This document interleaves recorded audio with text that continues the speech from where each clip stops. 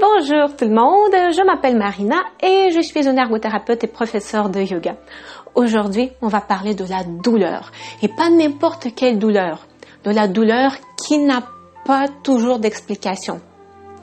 Vous savez, je parle beaucoup avec les personnes qui vivent avec des douleurs et certaines de ces personnes se plaignent de ne pas justement avoir aucune explication à leur douleur.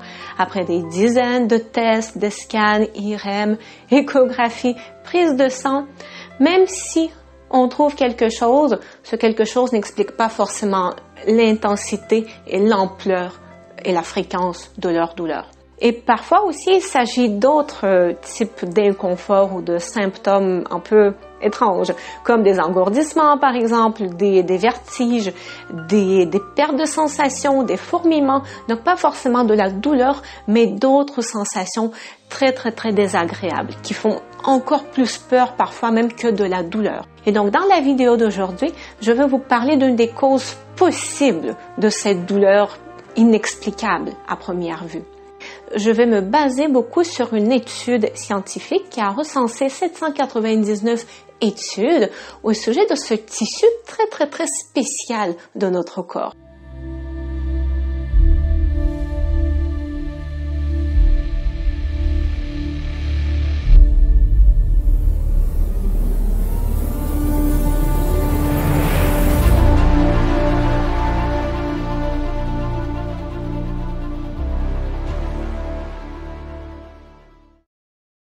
Alors, je vous présente le fascia, ce tissu qui, pendant des centaines d'années de dissection et de recherche dans le domaine de la médecine, a été considéré comme inutile et qui était systématiquement jeté à la poubelle. Actuellement, il est encore plus juste de parler du système facial, puisque en effet, il s'agit bien plus que d'une simple structure. C'est tout un réseau. C'est vraiment un système et l'intégrité de tout notre corps en dépend. Vous savez tous sans doute que notre corps est composé de cellules.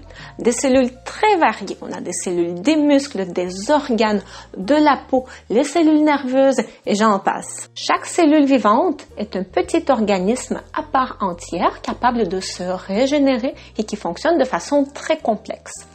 Par contre, le corps humain, c'est l'assemblage très spécifique de toutes ces cellules. Et c'est quand toutes ces cellules occupent une place très spécifique et interagissent entre elles, c'est là qu'on peut parler d'un corps humain.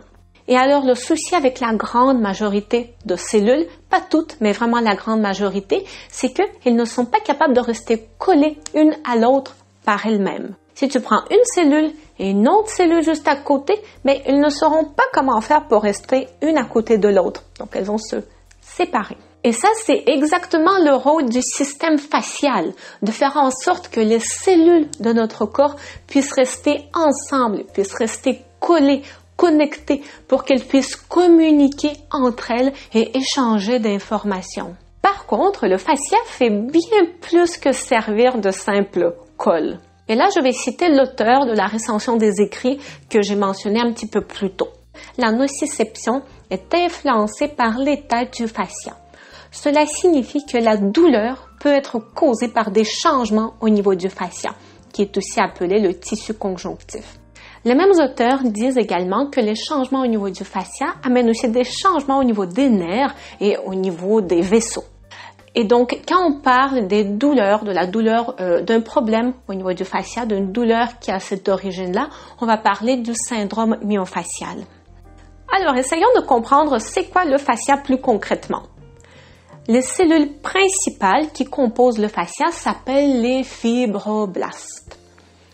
Les fibroblastes baignent dans une sorte de substance aqueuse, mais un peu visqueuse en même temps. Et en anglais, cette substance-là s'appelle ground substance, ou encore la matrice extracellulaire.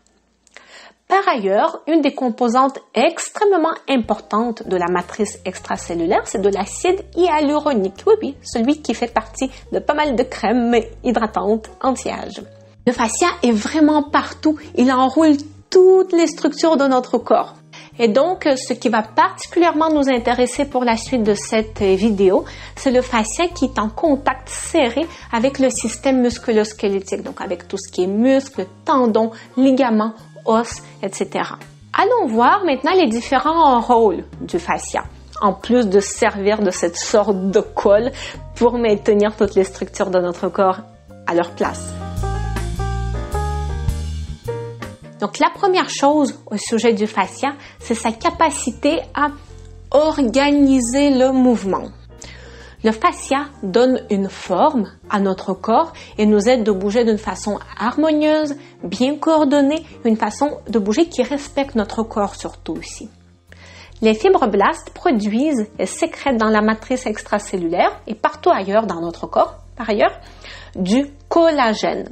Et c'est le collagène qui donne une forme à notre corps. C'est le collagène qui rend les os, les articulations, les muscles, les tendons, les ligaments plus résistants. Et par ailleurs, quand on parle des personnes hyperlaxes, ces personnes-là ont moins de fibroblastes, elles ont moins de collagène et donc elles ont globalement les tissus de leur corps qui sont moins résistants.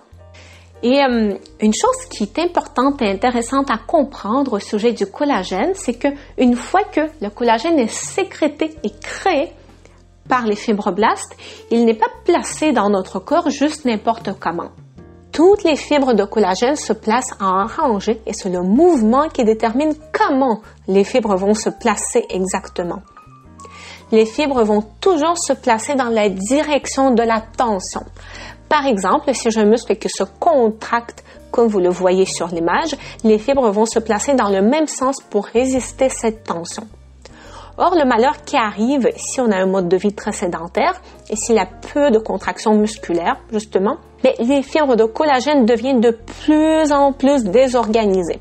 Ainsi, le fascia n'arrive plus à bien faire son travail de transférer efficacement la tension d'une partie de notre corps à une autre partie de notre corps et ça fait en sorte qu'on bouge d'une façon un petit peu moins harmonieuse, un peu moins coordonnée et d'une façon qui respecte beaucoup moins notre corps.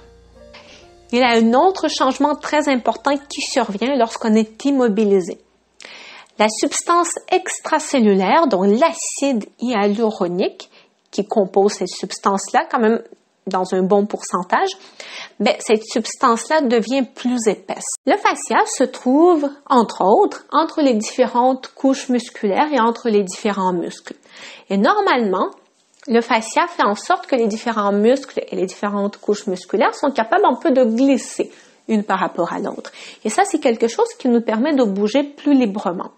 Donc ainsi, quand ce fluide dans le fascia devient plus épais, mais ce glissement se fait beaucoup plus difficilement et on a des adhérences qui se créent entre les muscles.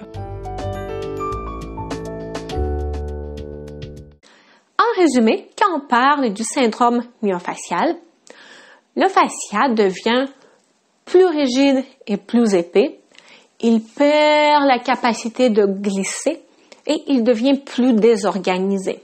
Je pourrais rajouter beaucoup d'autres propriétés du fascia qui sont affectées en présence du syndrome myofascial et en présence de manque de mouvement, mais je pense que la vidéo deviendrait interminable dans ce cas. Alors je pense que ça va être suffisant pour que vous compreniez l'importance de prendre soin de votre fascia. Parce qu'en effet, tous ces changements font en sorte que le fascia souffre. À cause du fascia qui est plus épais, rigide, désorganisé et surcontracté, mais les tensions deviennent vraiment chroniques un peu partout dans notre corps dans certaines situations. Et cet excès de tension permanente ne nuit pas uniquement au muscle, qui lui est certainement affecté aussi, oui, mais cet excès de tension nuit également et endommage également les nerfs de notre corps et les vaisseaux qui se retrouvent dans cet environnement tendu. Tous ces petits nerfs et tous ces petits vaisseaux qui passent à travers ce morceau de fascia qui est tout tendu, mais ils se retrouvent dans un environnement toxique avec tout plein d'encombres partout, avec tout plein d'obstacles et aussi avec la circulation des nutriments qui se fait beaucoup moins bien dans cette région. Puisque si l'acide hyaluronique est plus rigide, donc en fait ce fluide, ce liquide devient plus rigide et plus épais, la communication entre les cellules se fait beaucoup moins bien et donc les nutriments circulent beaucoup moins bien également. Donc tout ça fait en sorte que les structures de notre corps sont beaucoup moins bien nourries et aussi la mobilité de notre corps diminue. Enfin, pourquoi on développe le syndrome myofascial et qu'est-ce qu'il faut faire dans une telle situation? Je l'ai répété plusieurs fois durant la vidéo, je pense que vous l'avez compris, mais les chercheurs font vraiment des liens très serrés entre ces douleurs, entre le syndrome myofascial et le manque de mouvement et la sédentarité. Et par ailleurs, il ne s'agit pas toujours nécessairement de mode de vie complètement sédentaire. Il pourrait s'agir également d'une personne qui est quand même assez active, mais qui présente une partie du corps qui se retrouve pour une raison quelconque sans beaucoup de mouvement, qui se retrouve bloqué dans certaines positions spécifiques. Par exemple, vous voyez sur cette photo la condition très fréquente à l'époque actuelle, le syndrome croisé supérieur. Les tissus derrière le dos, sur cette photo, sont constamment sous tension pour supporter le poids de la tête qui est déplacé vers l'avant. Certains ou plusieurs segments de la colonne et les muscles ne bougent plus. Et si la majorité de la journée, ça devient la position que nous avons, tous les changements négatifs que je vous ai expliqués un petit peu plus tôt dans la vidéo surviennent. Tous ces changements au niveau du fascia n'ont pas uniquement un impact sur les muscles, en créant les points gâchettes, ce qu'on appelle les nœuds, mais ont également un impact sur la respiration, la déglutition, l'appareil vestibulaire même aussi, qui subissent tous en fait une compression constante à cause de cette tension myofasciale. Les chercheurs font également un lien très intéressant par ailleurs entre le syndrome myofascial et la fibromyalgie, mais ça j'en parle déjà dans une autre vidéo que je vous invite à visionner.